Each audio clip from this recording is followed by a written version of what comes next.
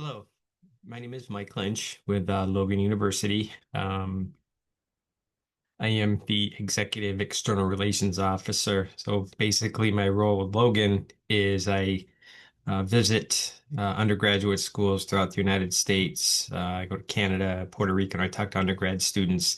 Typically, I do this in person, and I've been to Coastal Carolina several times. However, I understand this is an online class, so I've been asked to kind of do a little bit of a condensed version of the presentation I typically do through Zoom, which I'm recording for you.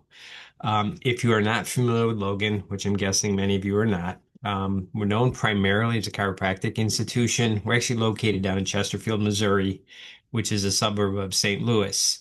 I've been with Logan for about 7 years now, but prior to that, I actually served as the executive director of admissions for chiropractic program in upstate New York near Syracuse, where I actually lived for about 21 years. So I have about 27, 28 years of experience in the profession, kind of on the educational side. Typically, like I said, in person, I present this PowerPoint presentation. I'm going to do the same here. Um, at the end, I will provide my contact information, cell phone number, email address. So if there are any questions that anybody might have at the end of this, feel free to reach out since we can't do it live. So as I said, I'm going to kind of walk through the PowerPoint presentation. Um, so let me just advance my screen here. And there's a couple different topic areas that we're going to cover. We'll talk about chiropractic, a little bit kind of how chiropractors are trained, where that kind of fit in today's healthcare model. I'll talk a little bit about the profession kind of from the career side. Talk a little bit again about Logan, because in addition to the chiropractic program, we do offer some other master's degrees. We're actually starting a physician's assistant program this coming January, which we're pretty excited about. And then I'll spend a little bit of time talking about graduate or professional school. And again, depending on where you are in your educational journey, some of you may be getting to the point where you're thinking about graduate or professional school. So I'll give you some little tips and advice to kind of help prepare for that. Um, so again, if you're not familiar with chiropractic, I'm going to kind of give you a little bit of a definition. So doctors of chiropractic, um, as you can see in parentheses, DC. So chiropractors are doctors. One of the things with the profession as well that some people don't necessarily understand is doctors of chiropractic are what they consider portal of entry healthcare professionals. So basically what that means is as a doctor of chiropractic, you kind of see patients come and see you off the street. So you do not need a referral from a primary care physician. What they're going to do is a physical exam, come up with a diagnosis treatment plan, then they're going to provide the care. So they kind of see their patients from the minute they come in the door until they're done with care.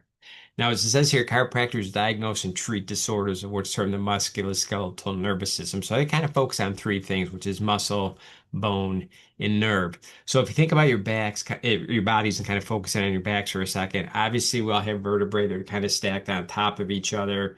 Then the spinal cord runs down through the vertebrae, then the nerves run off the spinal cord to different areas of your body. And what will happen in some instances, the vertebrae can become misaligned. And when that happens, what it's going to do is impinge on a nerve, which is going to create pain. That pain can then radiate. So it might go down the back of your legs in the form of something like sciatica. You may have low back, mid back, upper back, even up into the neck of the cervical area in the form of a headache. So what the chiropractor is looking to do using their hands is to manipulate or adjust the vertebrae to get them back in alignment, because now when that happens, it's no longer impinging on a nerve. Person should no longer be in pain. Also, you see the term here, non-invasive methods. So within healthcare, there's something called scope of practice. And basically what that means is a healthcare practitioner is kind of what you're allowed to do within your area of specialty. So chiropractors are known for using non-invasive methods. Like I said, they use their hands, some other modalities to treat their patients. However, there's two things they do not do. They do not prescribe medication, and then they don't do any kind of cutting of the skin. So they don't do things like injections, immunizations, suturing, things of that nature. So as it says here, they treat using traditional diagnostic method. That's the physical exam.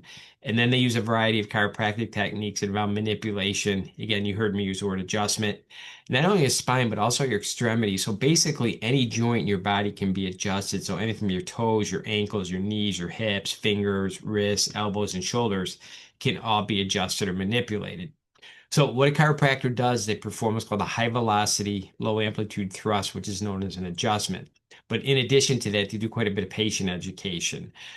Because problem is, as human beings, we're kind of creatures of habit and we kind of do things repetitively, even if they're not necessarily good for us. So you see some things listed here like exercise. So, for example, many times when a patient has an adjustment done, they're then given some stretches and some exercises they can do maybe to strengthen the core, which could take some stress off your low back. Even from a nutritional standpoint, because obviously what we put in our bodies has an impact on our health. So they may have a conversation with a patient about their diet, things they're eating, things they're not eating, these maybe to add to your diet or take out of your diet, or the supplements you might be able to take. Even something simple as hydration, or drinking enough water each day to make sure you're staying hydrated. Um, so what I'm going to show you here is a couple of videos of a chiropractor doing a couple of chiropractic adjustments. Many times when I talk to students in person, I'll ask them, how many have had experience with a chiropractor, um, or how many have watched YouTube videos, which many people seem to do, or also on TikTok. I guess they're big on TikTok now as well. But the problem with some of those videos is they actually can kind of scare people because a lot of times what they're kind of looking to do is accentuate kind of that popping or cracking noise. And sometimes that can give people kind of a negative impression of the profession. But what I'm going to show you here is a couple of videos of chiropractor. I actually met him a couple of years ago because my brother-in-law is a chiropractor up in Massachusetts, and he actually worked for Dr. Kowalski for a couple of years before he kind of went off on his own. He told me about these videos he had put together. You're going to tell they're a little bit older, but I think they're a better representation as far as what you would see between kind of that relationship between a chiropractor and a patient. So, as I said, this is Dr. Matt Kowalski. He's actually a chiropractor up near Foxborough, Massachusetts. As I said, I met him a number of years ago, but he did tell me about these videos he put together, and he actually gave me permission to use those. So we're actually going to watch two of these. The first we're going to watch is what's called a thoracic adjustment, which is kind of the upper back. And then we'll watch the cervical adjustment, which is the neck. They're each about a minute or so long, so they shouldn't take too much time. So let me get to this one first. And we might get a little bit of a commercial here. 57,000 exclusive vacation homes on the Florida coast. That's 57,000 vacation homes Airbnb wishes they had. Make it a Verbo for your next Florida coast trip.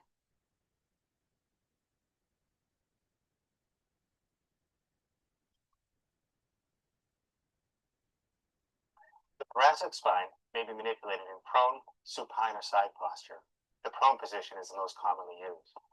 In this position, we apply contacts over the transverse processes of the thoracic vertebra and apply pressure directly on that fulcrum.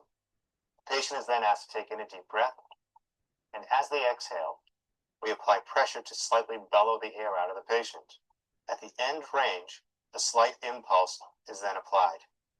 Lower thoracic manipulations may require the patient to be placed in a side posture position.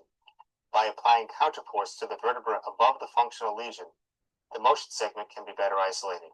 Slight distraction can be applied by asking the patient to shrug the shoulders as the manipulation is administered through a hooked finger contact at the vertebra below. Another common thoracic spine manipulation is performed in a flexion position. The cupped hand is placed over the spinous processes. The patient is asked to take in a deep breath. As the breath is expelled, the patient is lowered to the examination table, and a high velocity, low amplitude impulse is then applied. Okay, so that was the thoracic, and I'm going to show you the cervical adjustment.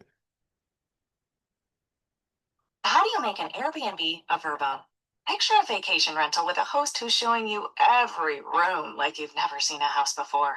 Now get rid of them. There you go. No host ever. Now it's a Verbo. Make it a Verbo.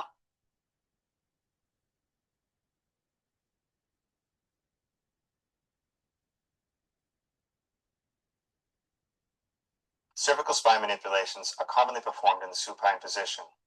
An interphalangeal contact is placed over the articulating pillar of the affected joint. The joint is then placed at its end range of motion, and all joint play is then locked out. A high velocity, low amplitude impulse is then applied.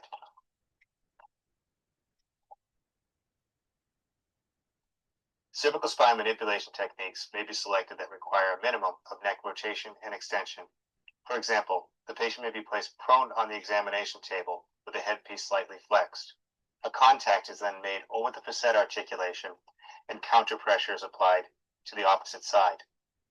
The manipulative force then is administered through the facet joint without rotating the patient's neck.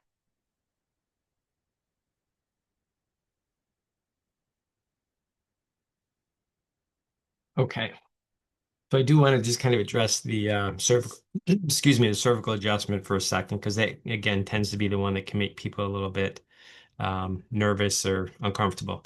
I'm not sure if you picked up on it or not, but one of the comments he makes in the video, when he does the adjustment, he doesn't turn her head any further than the normal range of motion. So it's not like this violent twisting of the neck that sometimes people think it is.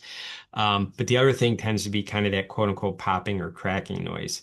Um, Again, most people associate that with kind of a bone on bone type of thing. Actually, what it is gas being released. So when an adjustment is done within the joint capsule, there's what's called synovial fluid.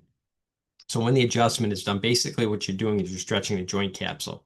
When you do that, the gas is released, okay, which that noise is. So what it is not, it's not like bone on bone or ligaments or tendon snapping, it's gas being released from the joint. So for people, for example, that suffer from chronic headaches and migraines and that type of thing, cervical adjustments can do wonders because again, a lot of cases what that headache is the vertebrae is misaligned, which is impinging on a nerve, which is creating pain, which is shooting up into your head in the form of a headache. And typically, what's usually the first thing most people do when they have a headache, either take aspirin. Um, all that does is basically dull the pain. It doesn't necessarily correct any misalignment in the vertebrae, which is what the chiropractor is looking to correct.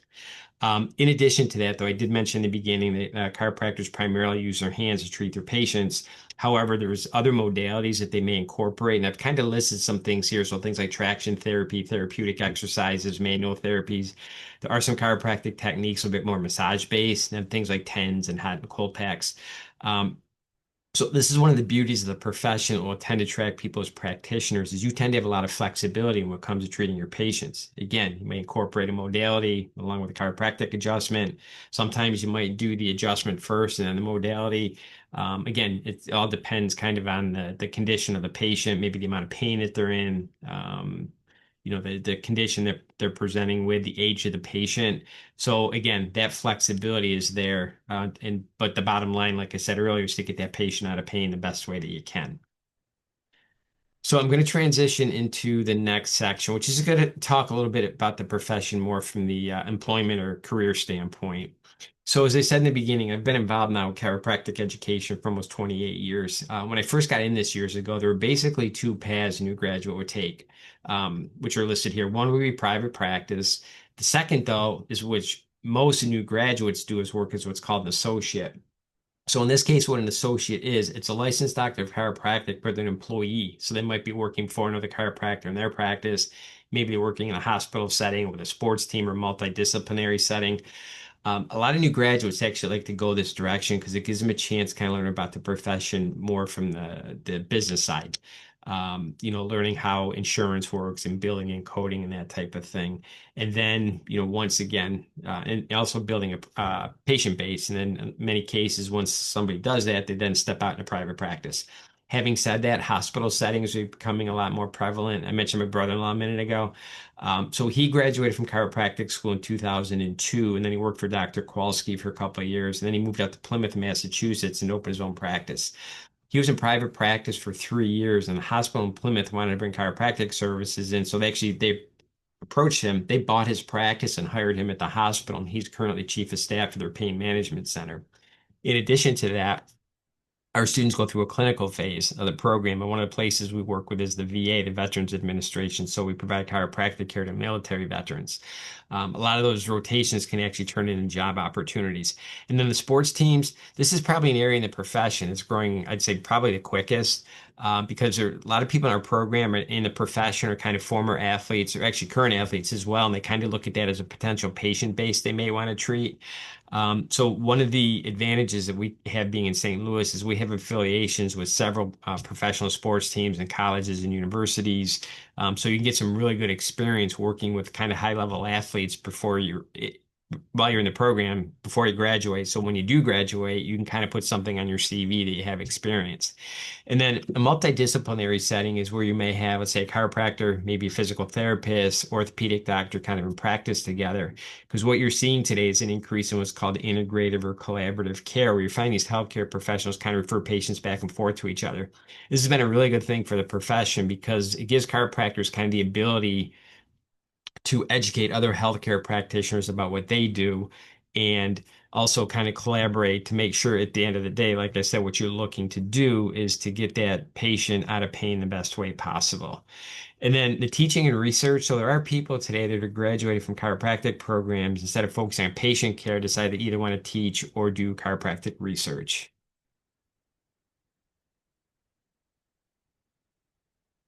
And then also, this is kind of interesting. So, doctors of chiropractic have an 83% patient satisfaction rate. It's the highest of any healthcare profession. This one, if you think about it, kind of makes sense because, like we said a few minutes ago, most people, when they go to see a chiropractor, they're in pain. More times than not, when they leave, they're either out of pain or in a lot less pain than they went in. So, it kind of feeds in what's called this wellness model, where people that are receiving chiropractic care for the first time is something they'd like to continue with, even if they do it on a wellness basis. And then you can see the profession's been named to some different lists. Um, Business Insider's 12 best jobs in the healthcare industry, Times least stressful jobs, CareerCast most underrated jobs. And then I'm going to make a little bit of a transition here because I do want to talk a little bit about graduate and professional school. But first, Logan, as I mentioned, we are located down in Chesterfield, Missouri. We're currently one of 22 accredited chiropractic programs throughout the United States and Canada. We do have a 112-acre campus. It was actually named one of America's most beautiful campuses by MSNBC. So again, depending on where you are in your program and depending on what your major is and what your career choice is, there's a very good likelihood at some point that you're going to have to go on and get an advanced degree, either a master's degree or a doctorate degree. So as you do that and you start that process, there's kind of three things that you're going to want to kind of keep in mind as you kind of think about the different schools. And some of you may decide you want to stay at Coastal, maybe decide you want to go somewhere else. But the three important aspects you want to look at, I have two of them listed here. The first one being graduation rate. So obviously you want to find a school that has a high graduation rate because it's going to increase the likelihood that you're going to graduate. So ours at Logan, for example, is 87%. So just to give you some perspective, okay, average undergraduate school four-year graduation rate is about 49%, which means about half the students that started a particular college either don't graduate from that school or they don't graduate in 4 years. Okay. The second one, and it's not on here, but it's important, is what's called the student loan default rate. So A, what is it? And B, why is it important? I'm guessing many of you, if not all of you, are using student loans to help pay for school, and you're going to be expected to pay these back. Unfortunately, what will happen sometimes is people either decide not to pay them back or they can't afford to pay them back and they go into what's called default. That's a very bad thing. You do not ever want to default on your student loan. And the reason for that is it's going to stick with you the rest of your life. So even let's say down the road you want to buy a car and apply for a car loan or apply for a mortgage and buy a house. If you have a student loan default on your record, you're not going to get approved. And I had a student say to me this past year when I was presenting, can you declare bankruptcy? You can, unfortunately, though, if you do declare a personal bankruptcy, the student loan does not disappear because that's through the government, and the government doesn't allow that to happen. So the last thing you want to do is default on your student loan. And as I said, the average default rate at undergraduate institutions is somewhere in the area around 15 to 20%. Ours at Logan is under 2. The third thing, and this is a big one, again, many of you may end up, if you decide to become, let's say, a chiropractor, a physical therapist, an athletic trainer, a medical doctor. One of the things you're going to have to do, because they're all licensed healthcare professions, is you're going to have to be able to pass a board exam. So what you're going to want to do is find programs and schools that have high board passage rates. So what I've kind of put here, the visual as a chart, is our student performance on the national board. So the way it works in chiropractic is our students take a 4-part national board exam and actually take it while they're in school. So by the time they graduate, they'll have their degree, more than likely have taken and passed the boards. And then at that point, they have a decision to make, which is where might I want to practice?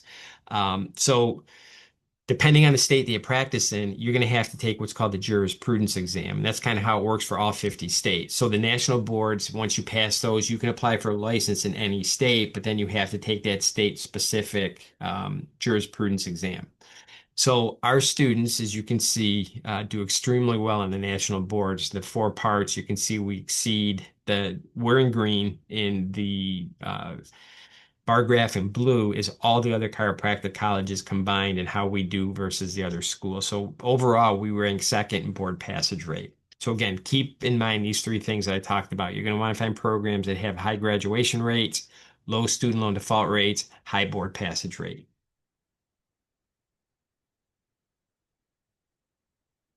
Okay. The other thing to keep in mind when you're looking at graduate and professional schools is how the program is delivered because not everybody's on semesters. So we operate on trimesters.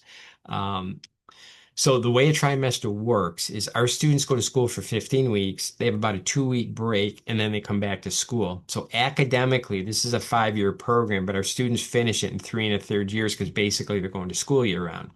So the first year, which is trimesters 1 through 3, focus pretty much on the basic science courses. You're taking things like anatomy and physiology, histology, gross anatomy.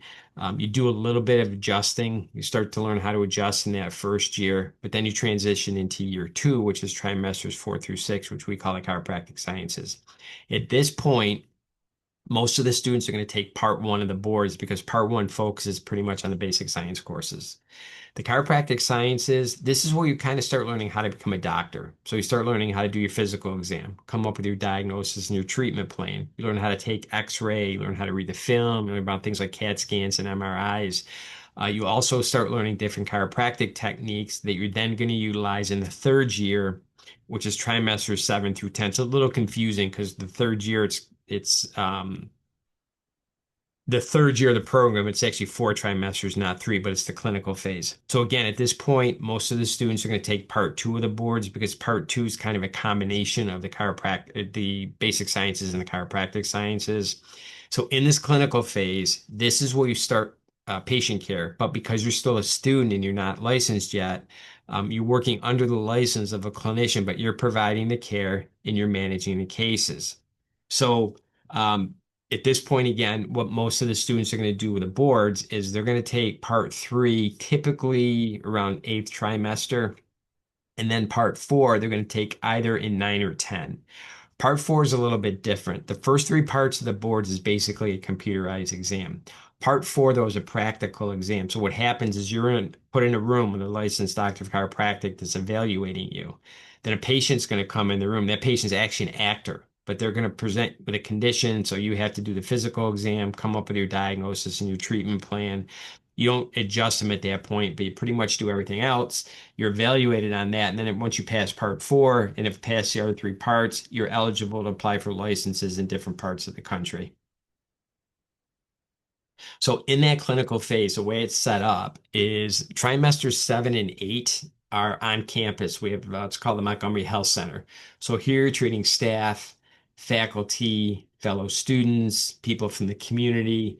And then in trimesters 9 and 10, you're going to rotate to some sites we have throughout the United States. The nice thing is you can do as many of these as you like, so you can get some really diverse patient experiences if you do multiple rotations, because a lot of these will focus on certain patient populations.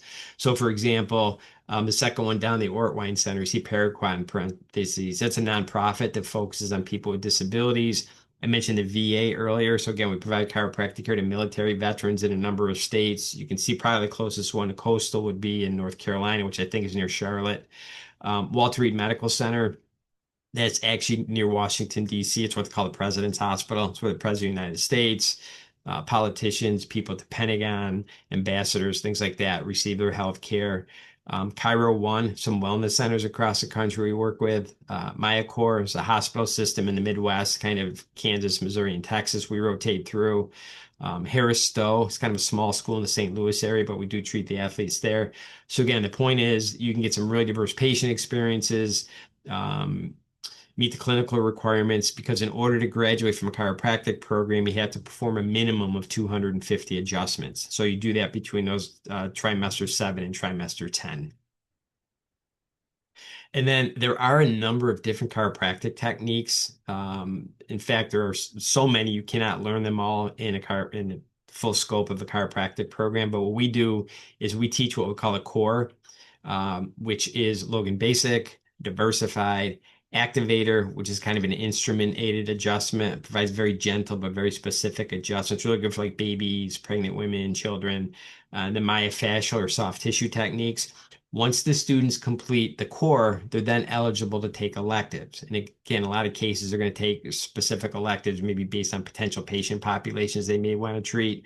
So again, if somebody's interested in treating the babies, pregnant women, children, they might focus on an activator.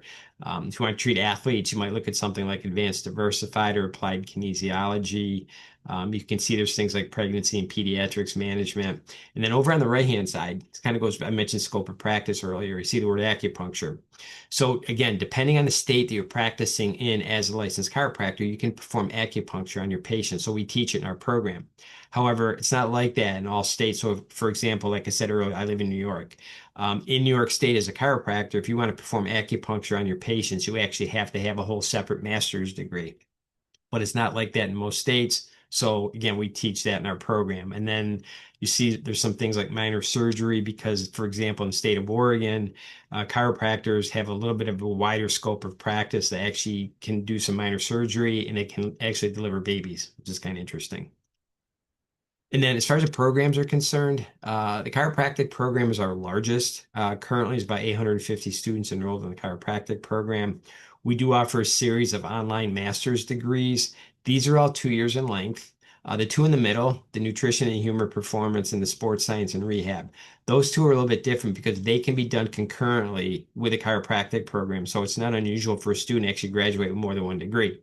Chiropractic degree, master's degree, and you can see there's some others here in like health informatics, strength and conditioning, and pediatric chiropractic as well.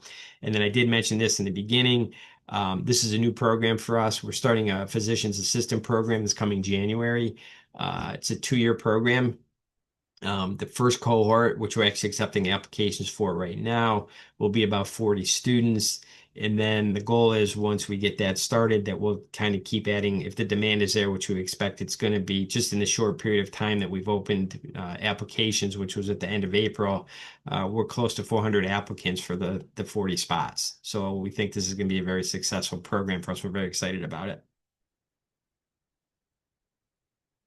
And then lastly, I just want to talk a little bit about the admissions requirements. And this is kind of in general, whether you're looking at, again, chiropractic school, physical therapy school, that type of thing. Um, One of the things you're going to want to be concerned with is obviously your grade point average, because that's usually the first thing most of these programs are going to look at. So obviously, the higher your GPA, the better. Um, Also, many of these programs might have some specific prerequisites that they're looking for. So, for example, for us, you can see it's 24 credits of a life, physical, or movement science. So, many of our students are exercise science majors. Exercise science degree is a perfect preparation for a chiropractic school because obviously a lot of it's based on movement and that type of thing. So, we, in addition to the hard sciences like the biologies and chemistries and that type of thing, we also do look at exercise science, exercise phys, kinesiology type of courses. So one of the things that I do, and I do a lot of these with juniors and seniors, is a transcript evaluation. So if somebody's potentially interested in the program and wants to make sure they're qualified, they can actually send me an unofficial copy of their transcript and I'll go through and review it, make sure they're qualified. And then if they do decide they want to apply, I kind of work with them through the application process, which includes giving them a code to waive the application fee. And then just to give you an ideas of the sciences, kind of definitions, if you run into these terms. So life science would basically be any type of biology course that you would take. Physical science is chemistry, can be anything from general chem, organic, biochem, nutrition courses, physics, pretty straightforward. That would be, and then again, like I mentioned, with the movement science or the exercise science majors, anything from exercise science, exercise phys, kinesiology, biomechanics courses. And then the way the admissions process works, you're going to find from program to program they're pretty similar, but there could be some subtle differences. So, for example, some programs might require that you come for an interview, some may not. Some might require that you come to campus to visit before you attend. Some may not. So what we do at Logan, because we're on trimesters, we actually start class 3 times a year as opposed to two. So we start classes in January, May, and September. So applicant will submit their application online. And then in addition to the application, they submit a statement of motivation, official transcripts. This says a letter of recommendation is optional. I tell students to get one anyways, and here's why. One of the best things that you can all do to kind of ensure and make sure that you're looking at the right career path is to go out and shadow. Shadowing gives you a great opportunity to kind of observe the practitioner, if they're in a practice, to kind of take all that in. And it's going to help you make the decision. Yep, this is something I see myself doing. In some cases, you may say, no, this isn't something I don't want to do this. Um, so it's a great opportunity. And one of the things that I do quite a bit with prospective students with chiropractics, that can actually help set up shadowing opportunities. I do that all over the country because I travel all over the place. So I can help set up shadowing opportunities. Some programs, it's built into the program, almost like a graduation requirement. But take that advice. It's extremely important step to kind of help you make that decision. And then also, once somebody submits all this information, and actually, let me step back because one of the great things about doing a shadowing experience is if you do need to get a letter of recommendation, that person then can write you a letter of recommendation. So once all this information is brought together, we invite students to come to campus for a visit. And again, big step because you want to make sure that the environment is right, the program is right, you're comfortable with the students, and that type of thing. So what we do at Logan is we will actually help bring people to campus. So we reimburse, we have people in our program from all over the United States, Canada, Puerto Rico. We've had students from South America, Asia, Europe. And we will actually help bring you to campus. So we'll reimburse you for the cost of a flight. We'll put you up at a hotel for a couple of nights because we want people to come to visit us before they make the decision to attend. And honestly, I think that's one of the reasons why our graduation rate is as high as it is we don't tend to have students come into the program and drop out once they're there. Um, Also, we do host, and these are things you want to take advantage of, Future Leopards weekends. This is our open houses. And in fact, we just had one yesterday on June 21st. We have another one coming up in October. We do 3 of these a year, every October, March, and June. These are bigger events. Yesterday, we had about 72 prospective students there with their families. We also do visits on Fridays, which are a little bit more intimate. It just might be a prospective student and their family. Either way, we will help bring you to campus.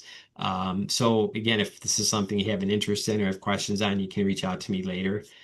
And then lastly, like I said, I did want to provide you with my contact information. So here's my cell phone and my email address. You can text me, you can call me, you can reach out through email if there's any questions that you have about the presentation, about Logan specifically, about the profession. I'd be more than happy to answer any questions that you might have. So I am going to kind of stop at this point. And as I said, if anybody has any questions, please feel free to reach out. Good luck this semester and enjoy the rest of your summer. Thank you.